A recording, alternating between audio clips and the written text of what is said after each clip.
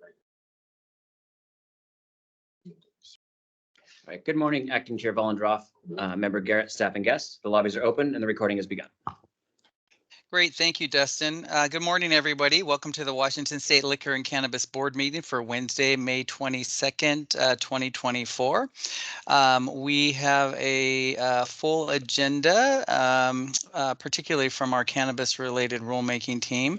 We'll start off with an announcement from Cassidy West, the manager of that section. Cassidy? Hi. Good morning, Acting Chair Volendroff and Board Member Garrett.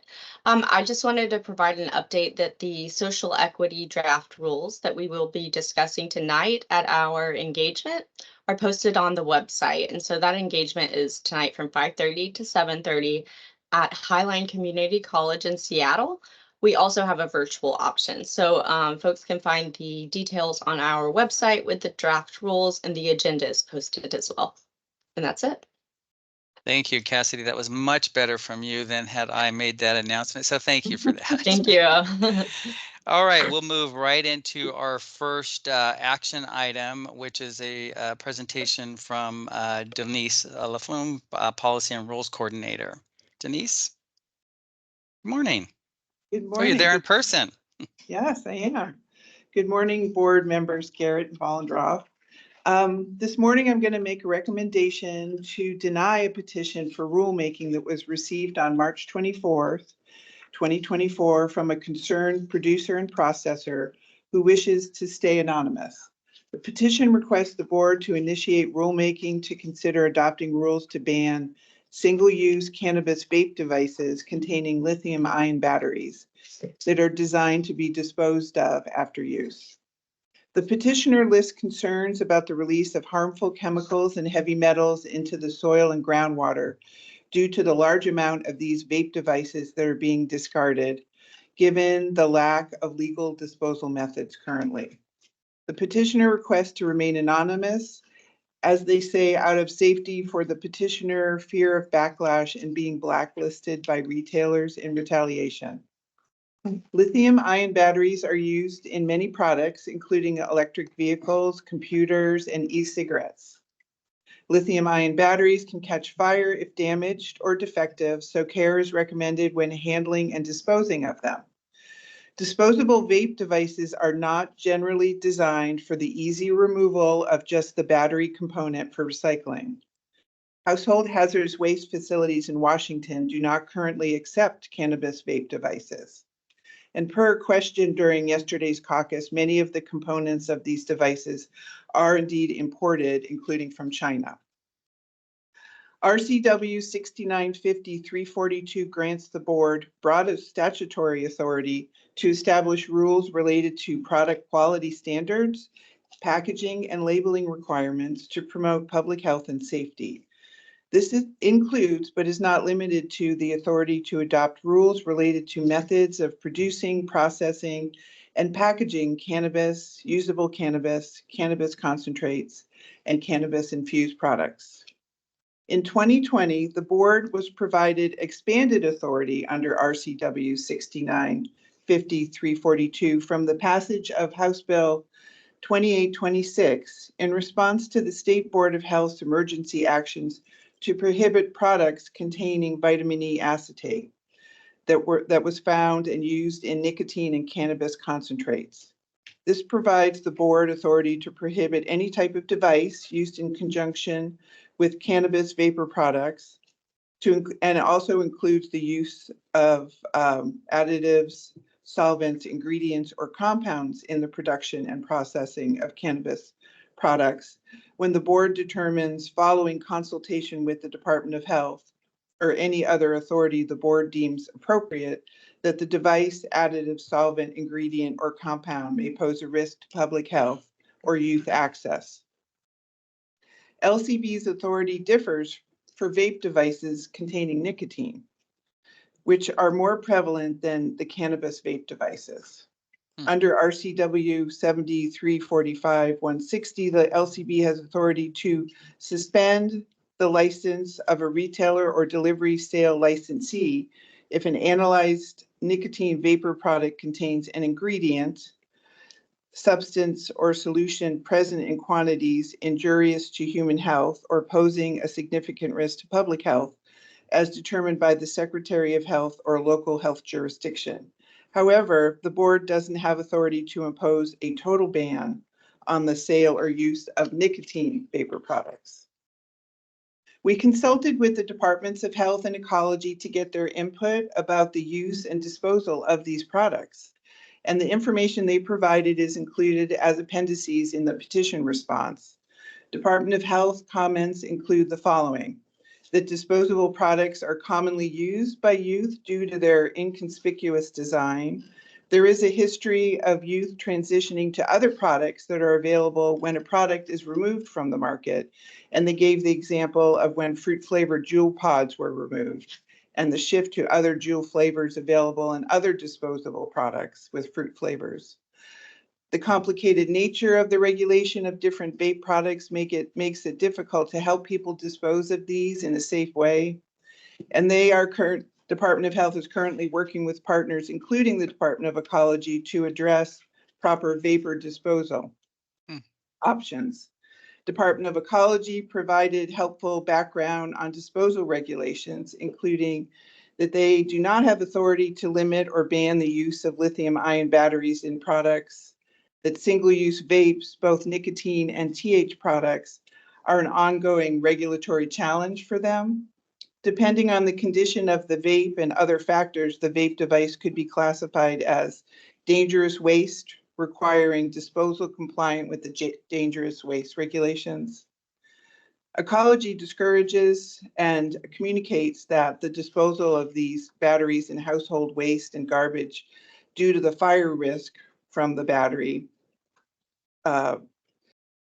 They discourage them, consumers, from disposing of them in waste, in household and curbside trash and recycling. And the dangerous waste permitted treatment, storage, and disposal facilities in Washington currently do not accept these wastes. While there are a variety of environmental health issues associated with the use of disposable vapor devices containing lithium-ion batteries, at this time they do not necessitate immediate actions to protect public health.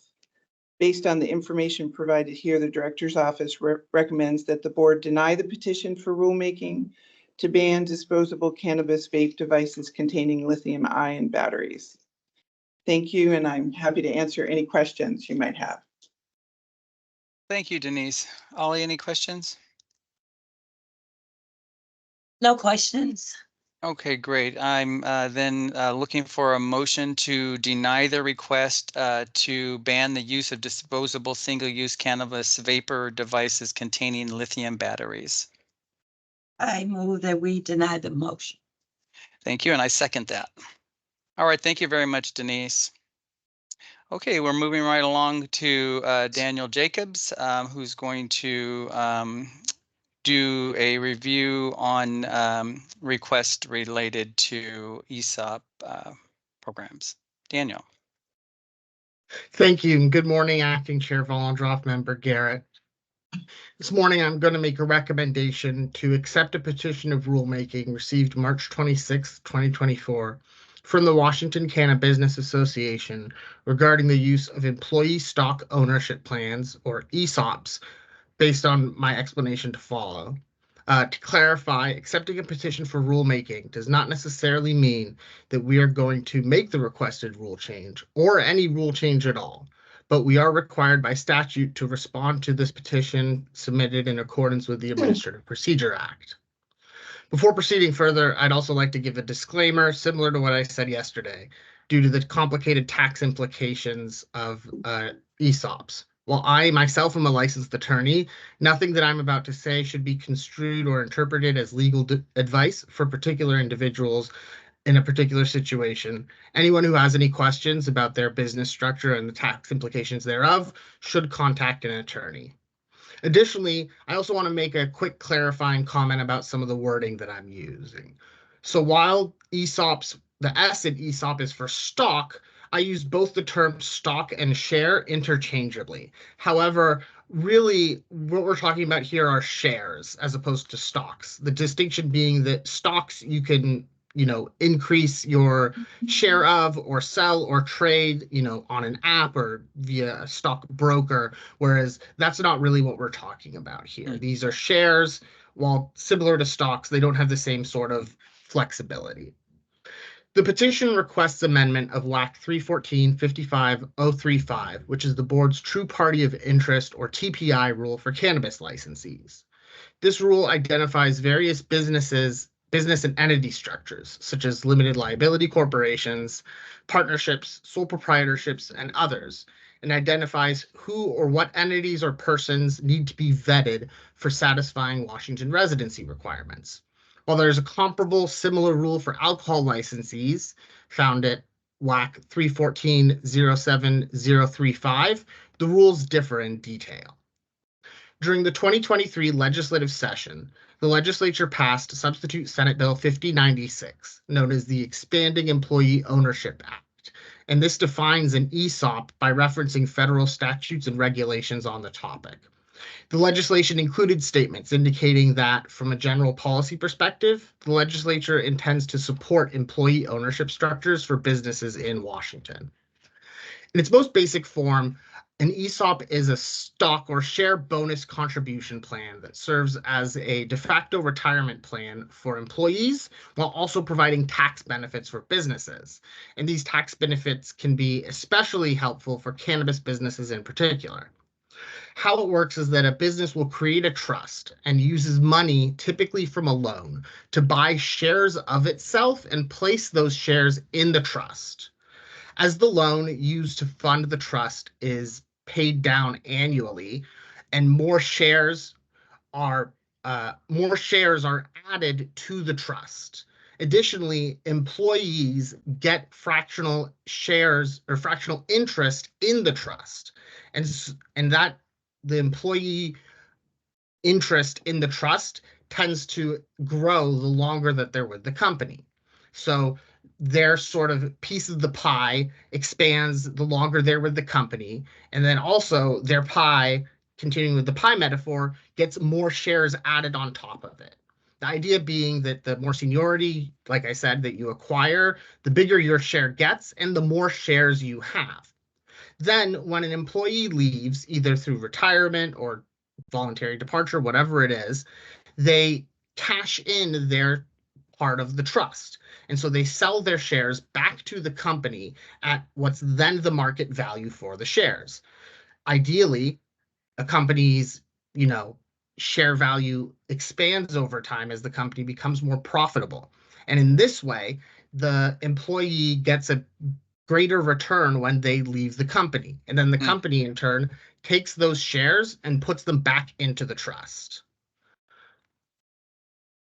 With lots of business sectors, advocates for ESOPs say that it serves to motivate and encourage employee retention and creates goodwill for employees because they know that their employer isn't, for example, owned by some multinational conglomerate. Again, not to disparage multinational conglomerates, but sort of, it creates goodwill with the sense that this is something that's owned by employees, like a co-op. This structure has become increasingly popular for cannabis businesses in particular, however, in part due to the tax benefits. And again, I'm going to go into a little bit of tax law here, but I want to disclaim again that this isn't legal advice.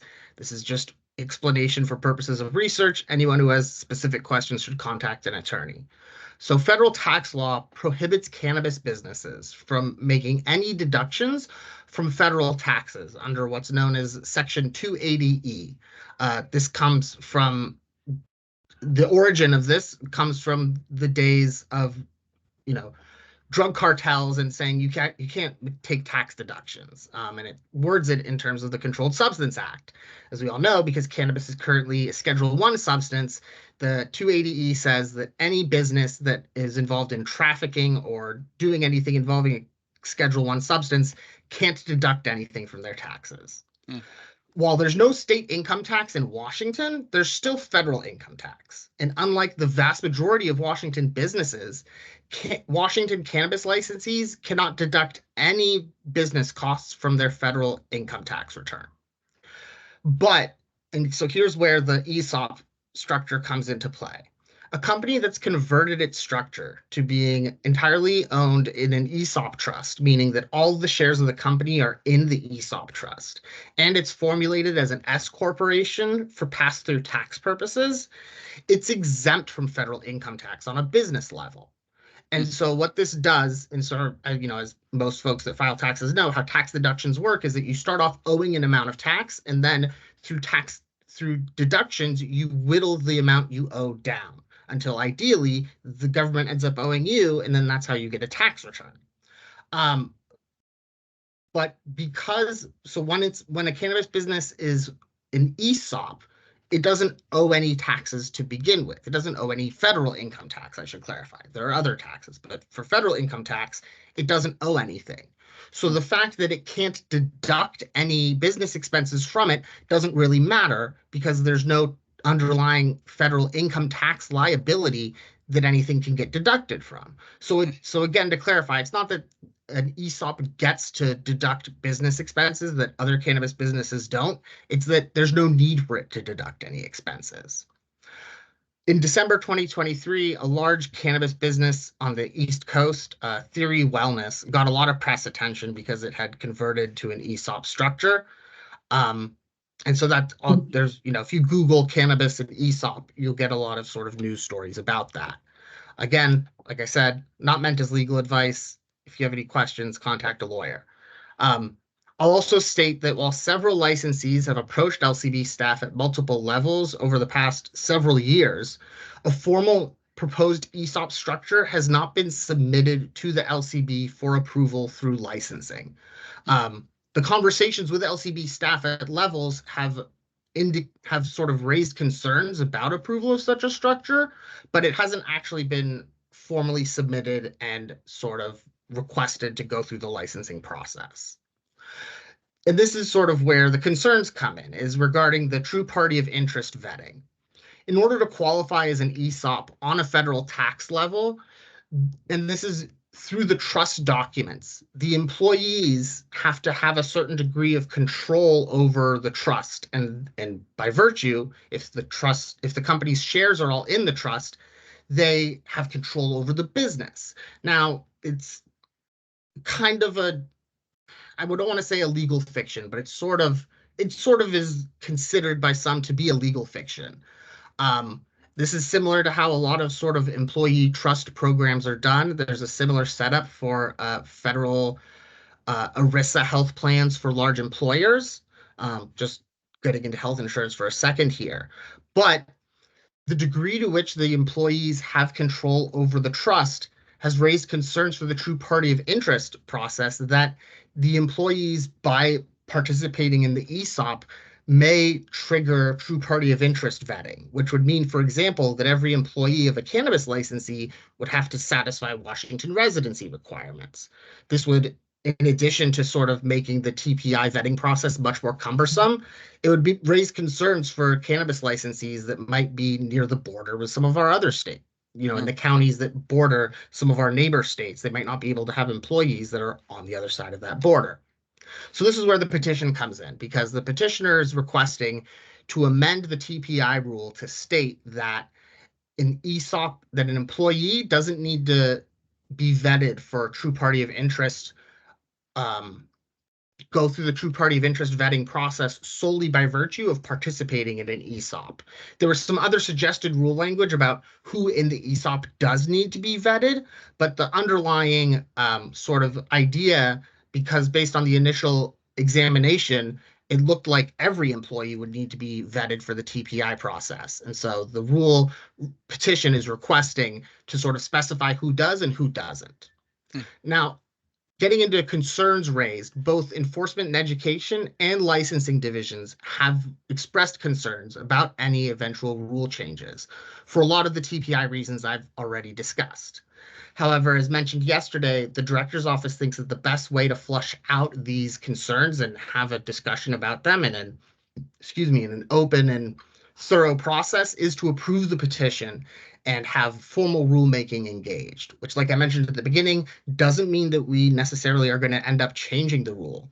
But I think examining whether we can plausibly change the rules in a way that can accommodate flexible entity structures without compromising existing residency requirements or allowing sort of an end run around those requirements is something that I think is worthy of, that the director's office thinks is worthy of a further discussion.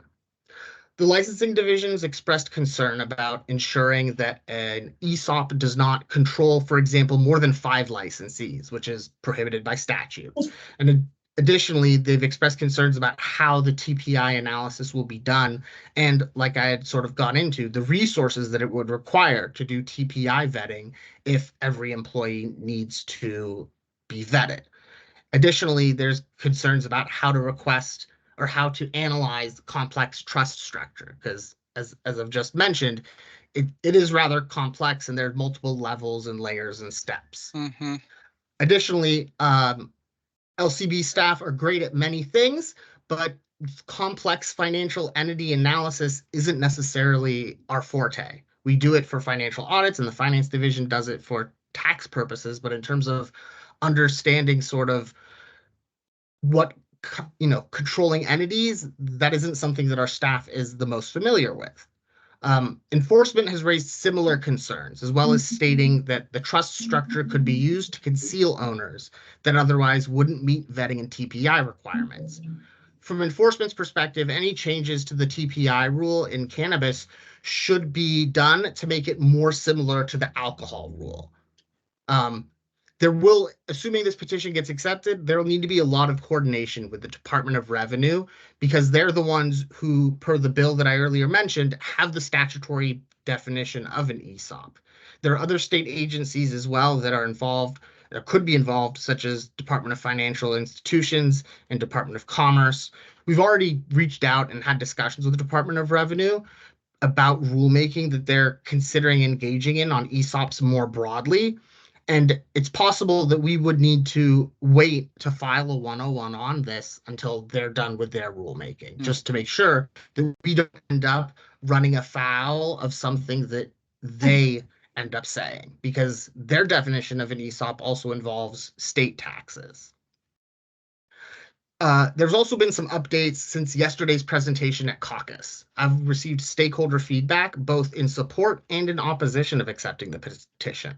My understanding is that some of the stakeholders who've contacted intend to speak during public comment.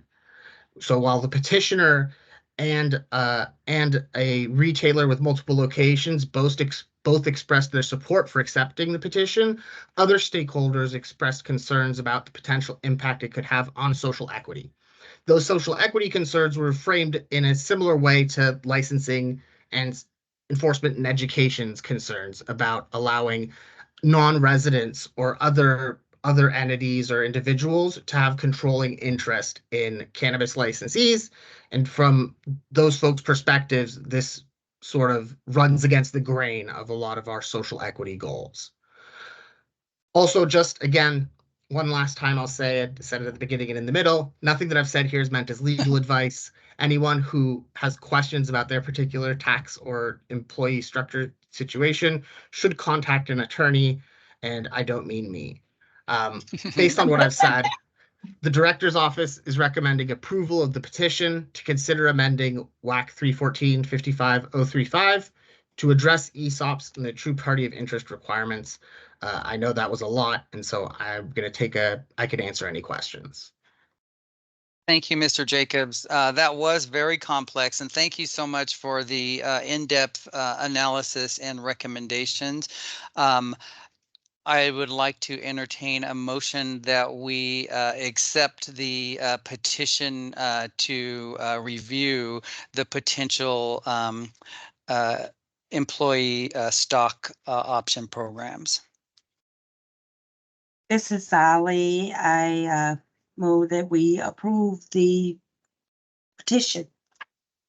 Great, and thank you. And thank you, Mr. Jacobs, for the reminder that this is not saying that we are agreeing to do this, that we are looking at this as option and look forward. I appreciate the fact that we've heard from both sides on this issue and want to hear more about the concerns that are raised and the potential that this could raise for social equity in particular.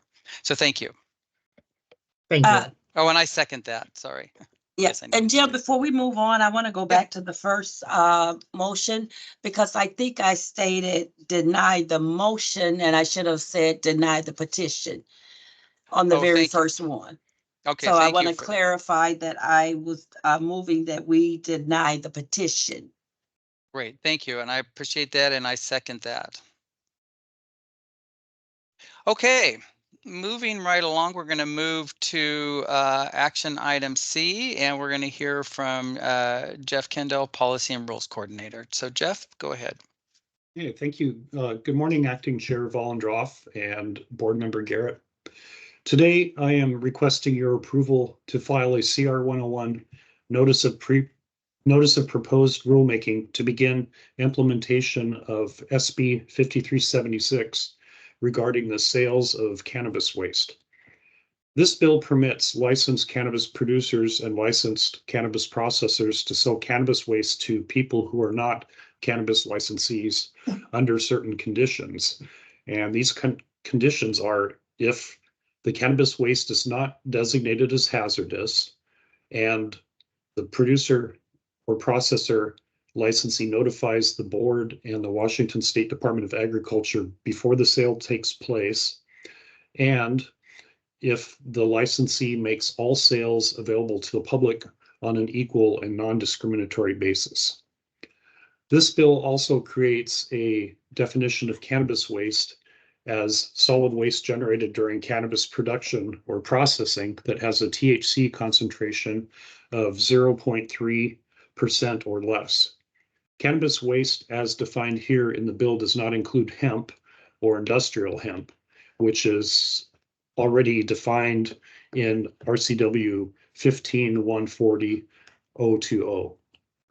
The current regulations regarding cannabis waste are in WAC 314-55-097, and they require cannabis waste that is not classified as dangerous to be made unusable before disposal. To make the cannabis waste unusable, it must be ground up and mixed with other materials to at least 50% non-cannabis content.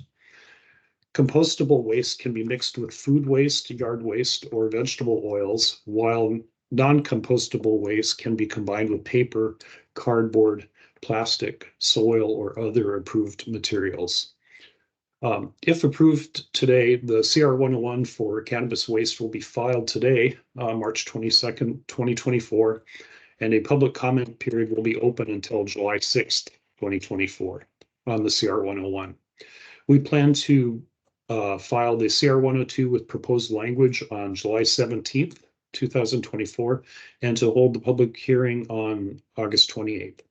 And if all goes according to schedule, final rule language would be adopted in the form of a CR 103 on September 11th, which, if approved, would have the final rule taking effect on October 12th, 2024. And that concludes my presentation on the CR 101, and I would be happy to answer any questions. Thank you, Mr. Kildall.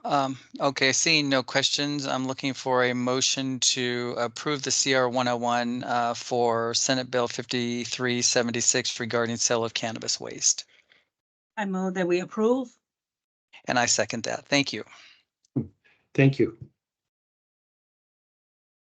Okay, I think that concludes the first part of our agenda, and now we're going to move on to our public comment portion of the agenda. So just some reminders, this is a public comment period of the meeting. Everyone will have up to 4 minutes to speak. Please limit your comments to LCB business and a reminder that if you've got a case in front of the LCB at this particular time, we will, I'll remind you that you can't talk about that and we will cut you off. Please refrain from personal attacks or going off topics or bringing up things that are unrelated to the work that we do. I I will mention that if a speaker wanders off too far. Please be respectful of speakers and everyone who is present, whether virtual or in the room. Do not disrupt the meeting or others making public comment. If we have disruptions, I will pause the public comment until the disruptions stop. Please also remember that this is being recorded and will be available online later. If you are in the room with us today, please be aware that the microphones are sensitive and will pick up papers and rustling and talking and things like that. If you're joining us online, please give us a second to connect you, and we will do so. Dustin will give you an alert when you get to 30 seconds, and I will ask you to conclude your comments once you reach the 4-minute mark.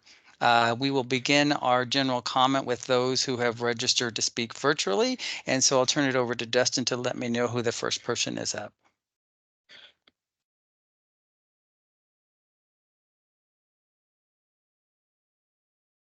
Good morning, Chair. First registered to speak is Brooke Davies. All right, so Brooke, come online. Hi, can you hear me? Good morning. Yes, we can hear you fine. Thank you. Okay, great. Good morning, Board Member Volendroff and Board Member Garrett. My name is Brooke Davies, here today on behalf of the Washington Cannabis Business Association. First, I just wanted to thank the board for accepting the petition to open rules on ESOP, and want to thank staff, Daniel and Justin, and everybody who did all of the work to prepare the presentation. And we look forward to participating in the rulemaking process to see if there's a path and answer all of the questions that came up today. I also wanted to thank the LCB staff for sending out communication on House Bill 1453, which is the medical excise tax exemption bill that passed this session. As you know, WACA has been advocating for more clear and consistent communication from the agency, so we really appreciate that. It's really important that this tax exemption is done in a responsible way, and we want to partner with the LCB to make sure that that happens upon implementation. And we recognize that there's a lot of moving pieces and a lot of agencies involved, and a lot of things are going to change through the rulemaking process. But what we're asking is, because the LCB has stated that it will go into effect on June 6th, even though there's not rules yet on record keeping requirements, but the risk is still on the retailer from an auditing perspective.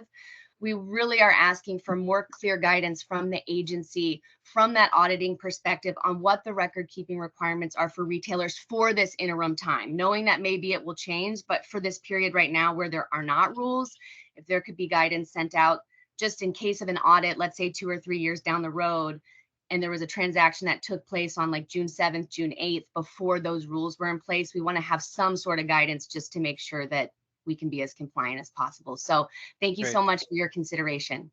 Thank you. Thanks so much, Brooke. All right. Dustin, I'm not sure if we just go in the order that I've got them on my agenda. That works perfect, Acting Chair. Thank you. Okay, so next up we have Scott Atkinson.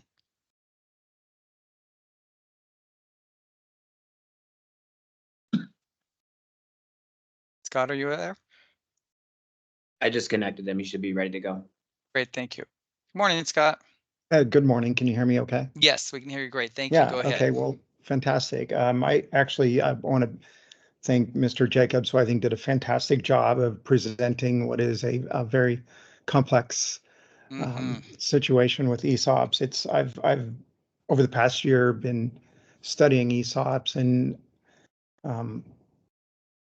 the history of ESOPs go back to 1974 with some federal legislation that was really kind of rooted in a desire by Congress to address income inequality. And so they, some pretty smart economists came to the conclusion that if companies were employee owned, especially, like 100% employee owned, that can lead to better outcomes and reduce the income inequality gap that we have in America that continues to compound over time, and to some extent that has been successful, and it just takes time. It's going to take a long time, but there's some very successful companies out there, some operating in Washington that you may know, have heard about: Winco, Yokes, Bob's Red Mill, Schweitzer Engineering, and all companies that have employed ESOPs is part of their business structure and have been successful doing so. One thing that was not mentioned by Mr. Jacobs that I thought was worthy, or maybe it was, and I just didn't hear it, is ESOPs are also subject to additional regulatory burden by the Department of Labor. And these regulations are very strict and have a just a heightened sense of oversight of these companies. And so some of the concerns around who really owns these businesses, I think that as you get into understanding these, there's third-party trustees that have to oversee these businesses and report to ERISA on the performance of these companies and how they conduct themselves. Has potential to mitigate, I think, some of the concerns that the board might have. So anyways, I am thankful that there's an opportunity to go into a rulemaking on this, because I think this has potential to create widespread ownership in this industry. And I think that can be helpful for all team members who work in this industry. Thank you. Thank you very much, Scott. All right, next up we have Paul Darrow. Good morning, Acting Chair. Paul registered to speak, but is not online today. All right, thank you, Dustin. And the next we have William up. William registered to speak, but is not online today. All right, finally we have Mr. Christopher King.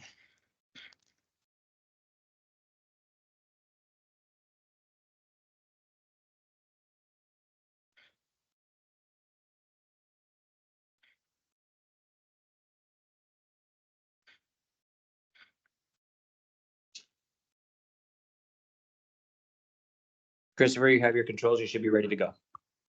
Okay, just a second. I'm getting there. Sorry. Things moved a little quicker than I thought. Sorry about that. All right.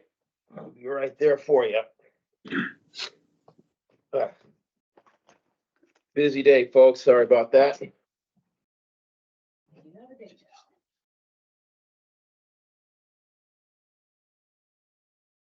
Okay. On the bed. On the bed. The big ones. I don't know. God damn it. Christopher, we have started your time. Yeah. Okay. Yep. I'm here. Hey, Christopher, go ahead. All right.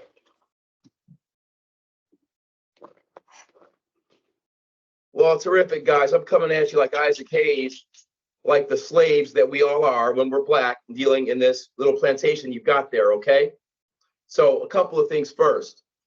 Let's first talk about the 3-minute thing that happened last week, or the last meeting, okay? When was the last time, if any, that you reduced time for speakers? Can you answer me that? We're not answering questions, Christopher. We're hearing from you today. Go ahead. Okay, Mr. Bollendroff, that's the part of the problem right there, because many times I found that you do answer questions, all of you, when you feel like it, for your pet people and your pet issues, or when things are comfortable for you. That is a form of content-based and viewpoint-based discrimination, okay? And that's a problem. Got it? You pick and choose when you're going to decide to answer people, and you interrupt me. Not you haven't done it, Mr. Bollendroff, but certainly Chair Postman has repeatedly interrupted me. And last week they did it. I think it was it Peter Manning? Or no, it was Mike Assad that you did it to. Okay, when you don't like something coming at you, that's when you get the fangs out and you start cutting off black and brown. Now, you also cut off black and brown. You're trying to do it now too with certificate holders, because if you look at 5052, all right, the predicate offenses, what you're trying to do here is gonna put more white people with lots of money in front of black and brown like us. Got it? Give me my buckwheat smile here. All right. So the problem with that is the predicate offenses that date back to the point when Art West sued y'all successfully, got the 140 grand for those clandestine meetings you were having down in the South End to run us out of business. All right. That conduct predates the 5052 matter, does it not? Right? Temporally, it predates it, right? Right. Okay. So now you're going to put more whites in front of that as well. Okay. But that's what you do. All right. You did it when the whole Whitmer thing that I've read to you before, where your own lawyers stated that there's no way that this man should have any sort of activity with cannabis, could not be trusted.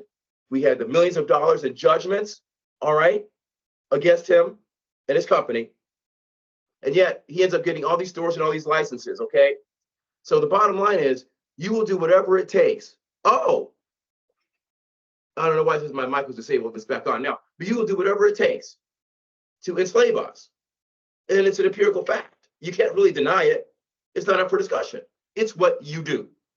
It is the sine qua non of the LCB to enslave Black and brown. All right? You don't like gays a lot either. And Mr. Vondroff, you know, I have told you before that, you know, I am gay adjacent. I am friends with that community and I respect their struggles. Okay. My partner is a member of that community. All right.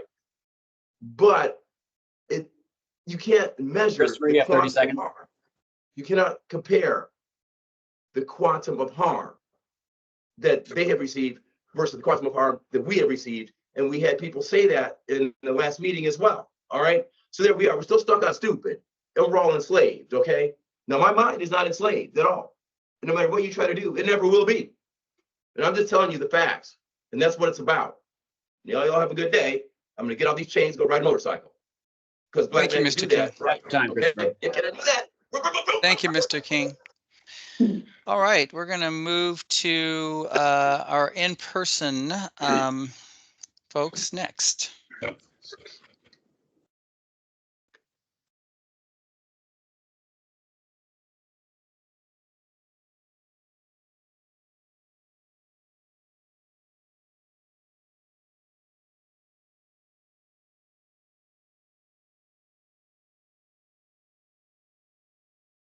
Who do we have up first, Dustin?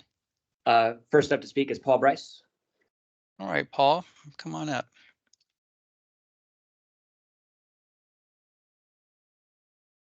Morning. Hello, everyone. My name is Paul Bryce, retailer, Happy Trees, also SCA. 4 minutes is not enough. I want to remind everyone, I'm on the Social Equity Cannabis Task Force. This is the list of all the people: Kelly Chambers, Jared Edmond, Rebecca Saldana, Curtis King, Dorian Waller, Cameron Rivera, Craig Bill, Michelle Romero, Dave Mendoza, Joe Slara, Ollie Garrett, Allison Beeson. I am the advisory member for this whole entire group, or part of this group: Joyce Bruce, Tamara Barkley. I do have a lot of experience in this, and also cannabis from 1997 when I got my first double felony charge. This rubric that's coming up, it's again, we believe LCB is supposed to be trying to do the right thing, being friends with us now, and still repeatedly it's like guilty of see something, say something, just don't do it. Like, hoping to find friends here that will understand the troubles, the things that are coming our way, and yet it still seems like plotting, planning to undermine, to pull the rug out. Again, this next rubric we're trying to push and just ramrod through once we know it's flawed and the wrong people can get in. We're disguising it under as a Trojan horse to lead in, and then people like Mike Asai here, if he's trying to open up without even knowing any harm that this letting title certs out very easily, 40 plus people, once this thing gets signed, they'll be up and running, already finding locations. How does that help social equity people? Where does that give us any chance? I have a long letter that I wrote. I released it to all the social equity task force members, all of us SCAs. I know we're all going to be 98% of all in alliance that there's no help coming this way. And, you know, you guys are smarter than this. Like, you guys know what's happening.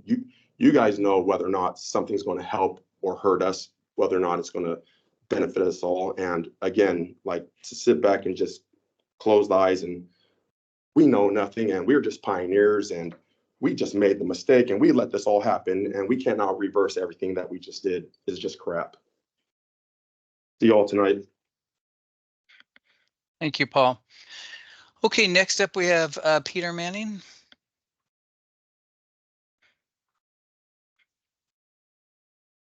Well, good morning, Morning. Acting Chair Valendroff and Board Member Garrett. My name is Peter Manning with Black Excellence in Cannabis.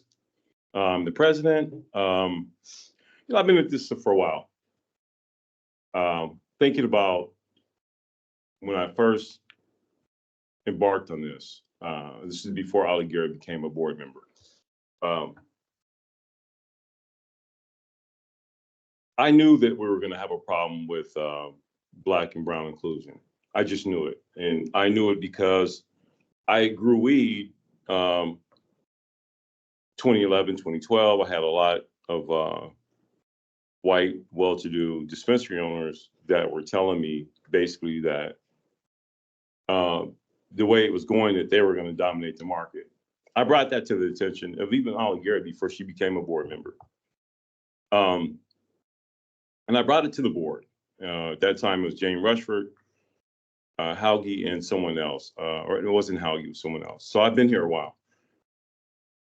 The problem is so prevalent today, and it's so persistent, that I don't think the LCB, irregardless of what they say with a smile, their true intent is to really resolve the issue. It's a slap in the face to me to be presented with a rubric that moves away from the targeted area. And to say it's because, or on the premise of, there's an overwhelming bunch of support for this new deviation, but there was no one to support it there. The call that I attended last week with Justin Nordham, and I think Cassidy from the LCB, they tried to allude to the fact that they were making these changes because the community had asked. Every community member that was on that call was in opposition to this. And I don't know what's going on. I don't know if it's like there's just some type of racism here that understands that Black and brown independence is the death of white supremacy. You understand? See, that really makes sense to me. See, I'm 59 years old. I know independence, my independence from any stipends or anything that the system gives me, and I do it on my own. I don't need white folks. And it's like the opportunity that you guys stole from us, and now you have an opportunity to make it right, you're not going in the right direction. You got 75% of the targeted audience in Seattle and King County. But you choose to move away from that. We're not going to even tolerate that. We're going to make this very big. And we're going to do it together, unified. We're going to use the court system. We're going to use the media. We're going to bring attention to this. And this is going to be further dirt on the LCB's face. We're going to bring this to the legislative body, to the senators, to the representatives, to all Seattle municipal leaders in Seattle, as well as Bellevue, Tacoma, Snohomish County. We're not going to let this go. Either we get it right or we get rid of this agency over cannabis. Thank you very much. Thank you, Peter.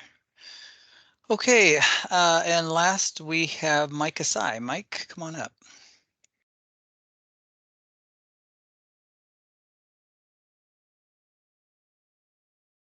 Good morning, Acting Chair Valendroff and Board Member Garrett and members.